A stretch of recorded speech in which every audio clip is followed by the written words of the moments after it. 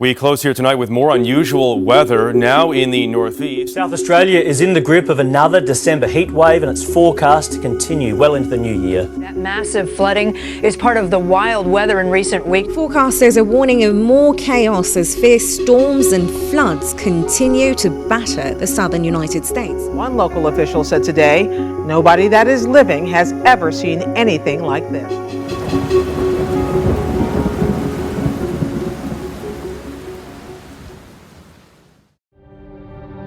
Tonight, a major wildfire in Southern California. As the flames exploded, this family had just minutes to evacuate. We're probably going to head to Santa Barbara. I'm 29 years old. I don't think there's ever been a fire this hillside here. The forecast for a storm that is being called an historic blizzard. Entire communities have been devastated by this deluge across vast swathes of northern England, the country hit by a series of 6 freak storms. Some York residents told Sky News this was the worst flood they've seen in 15 years.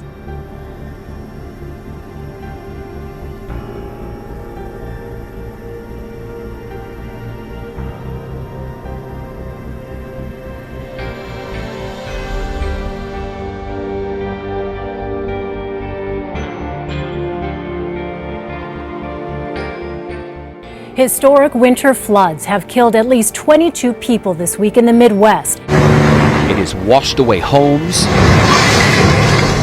highways.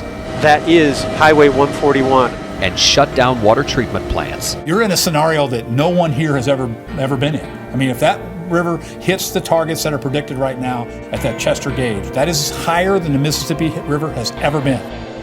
Millions are facing more severe weather this morning as a series of deadly storms punish parts of the country. Storms in the Midwest, the South, and Plains have killed at least 43 people. This tornado captured near Garland, where 11 people were killed, shows transformers igniting as the powerful storm blew through.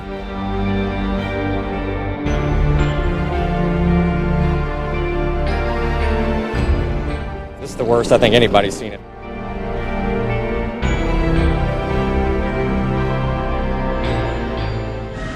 They are images that seem to defy December. Floodwaters raging through Missouri and deadly tornadoes tearing through the South. The house is gone, but we're still here. While unusually balmy weather blankets the Northeast over Christmas. An extreme weather that saw people die in rare tornadoes, flood and wildfires has torn across the earth.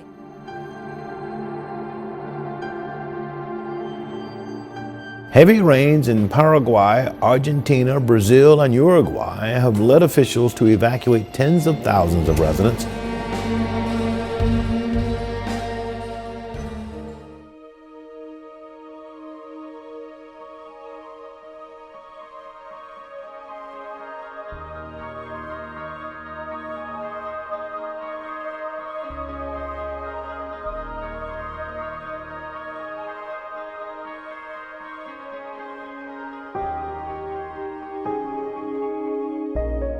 And here we are, 2016, and we've got earthquakes to wake us up.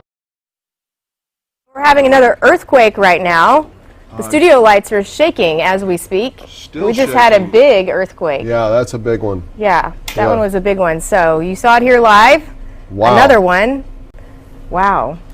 We've had several in the Edmond area over the past few days. Sure have. We've had 6. Yeah, I had a big one a couple of days ago. Because we'll be checking the USGS. A lot of you are probably switching on your television right now since you were awakened or you're still up from New Year's. Could be. Residents awake early this morning in the metro. It was the second strong quake in less than a week. This latest earthquake has left a lot of people shaken up. She looked out the window to see the walls coming down, and it wasn't over. It didn't feel like a rumble. It felt like somebody's like picked up our house and threw us like boom. The quakes aren't just getting stronger, but closer to more populated areas, which means more damage and higher risk. We begin with that earthquake that jolted people from their beds across the lower mainland late last night. The quake struck near Victoria but was felt right across Metro Vancouver. At 4.8, it wasn't the size of this quake so much as where it hit, the most densely populated part of the province. Seismologists placed the epicenter near Victoria. Felt over a very, very wide area. It's the strongest shaking in this region for the past 15 years. It was a good one. I haven't felt one that strong in a while. She is one of thousands of people all across 3 counties here in Southern California that felt it, a 4.4 earthquake that was centered near Devore and followed by more than 30 aftershocks. Yesterday's earthquake, the building was evacuated and inspected. Well, coincidentally, a couple of weeks ago, a report came out that said San Bernardino City Hall needs some minor work to be done to make it completely earthquake safe. And a lot of people here knew about that report, so you can understand when the ground started shaking why there were some jittery nerves.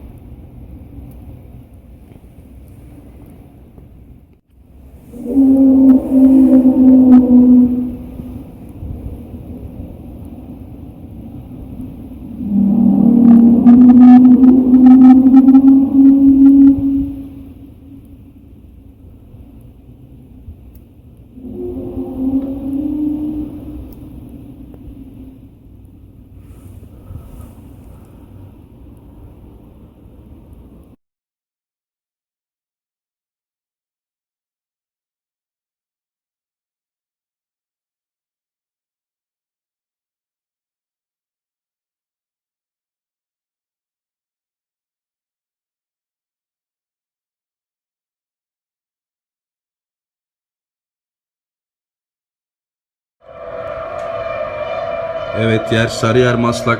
Tarih 30 Ocak. Saat kaç kardeşim? Saat 12:30.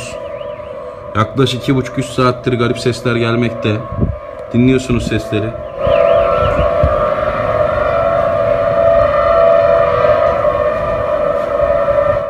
Şu anda doruğa çıktı sesler. Akıl alacak gibi değil.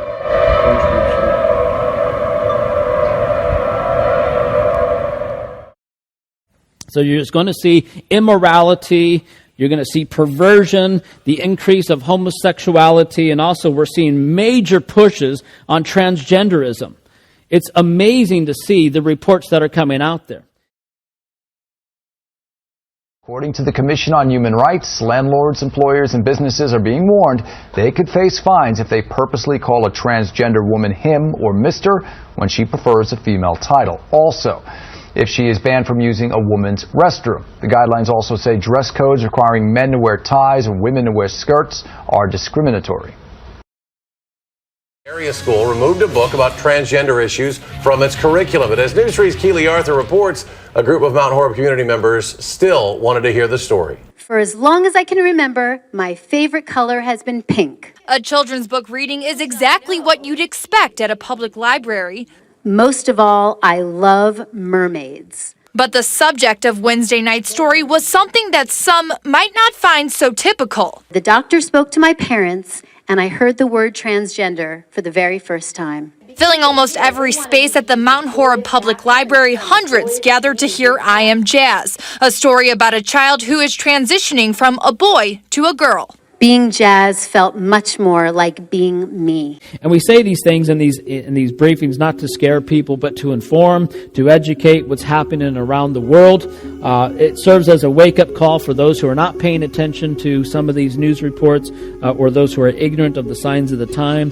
And the important thing is we say each week, to be ready, stay ready, be prepared for whatever might happen, and most importantly, keep your eyes on Jesus.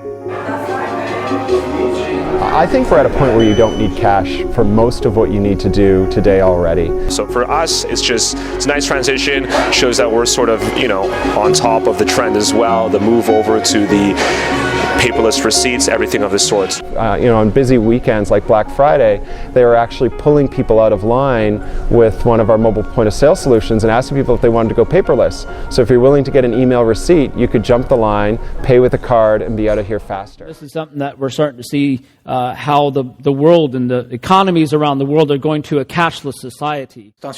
Previously, I'd always said that around the year 2030, Sweden would in effect become cashless, meaning that cash would cease to play any real role in society. But when I look at the developments over the last 2 years, I actually now think it will happen faster than that. Biometrics is the key that defines us and uniquely identifies who we are. By digitizing and applying biometrics into the world, Suprema securely protects information, assets, and people across communities. Biometrics and security at home or at work, sites large or small, even in digital spaces. Suprema's world-leading algorithm and technology protects the world with the power of true identity. Suprema's innovation will explore infinite possibilities and overcome challenges.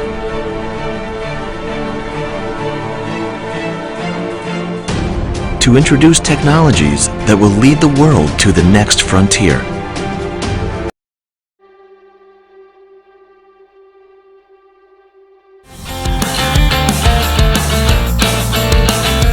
Lagano, sve ide brzo, odlično napravljeno. You give a card, and that's it, and you pay for it. How simple is that? Very nice, absolutely.